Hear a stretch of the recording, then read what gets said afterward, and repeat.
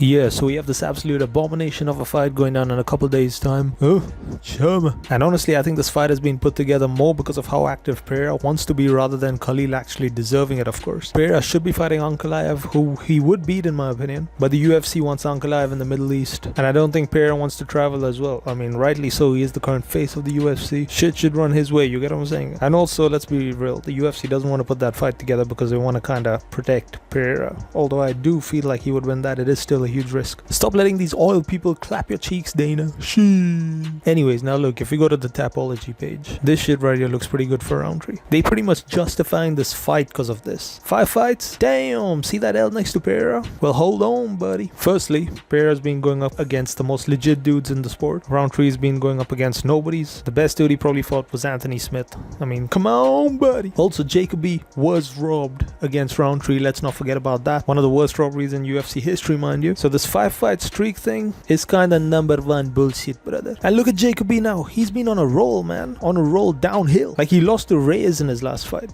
I mean, Reyes is kinda the unanimous GOAT of the sport, as he did beat roided up John Jones. But you get my point. Pereira just continues to go against the odds and beat all these tough ass opponents, man. Of course, he's 37. That's one of my biggest concerns when it comes to this fight. You never know when someone just slams right into that wall. Both of them former middleweights. Rountree, of course, got that chunky ass Michael Chandler, Joaquin, Buckley type build. Rountree seems to have carried that speed over to light heavyweight, which is his biggest attribute, which also causes him to gas the fuck out pretty quick though. But Pereira's coming up from middleweight, so he'll already be sort of used to that type of speed, so it's not going to help Rountree much in that department. Now, Rountree is a southpaw, which poses a little bit of an extra risk against Pereira, because Pereira is a little more iffy against southpaws, let's just say, because he does like that outside leg kick and shit. But then you see this. Now, Anthony Smith was landing some decent shots on Rountree before he got slept, and I don't need to remind y'all, if Pereira lands anything similar to that, it's night, man. One of the hardest hitters in the sport. I know he got more than Ngannou on that bag, like who knows about the legitimacy and shit, but you know, it's a pretty hard punch. We can all agree on that. Rountree, despite being this Muay Thai dude, he barely been throwing any kicks lately. It's mostly just like a boxing sort of output from him with the odd body kicks a couple times around. Pereira's gonna be mixing up all kinds of shit, man, like inside leg kicks, teep to the body, jab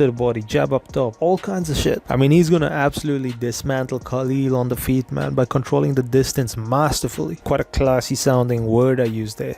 Masterfully, huh? Damn.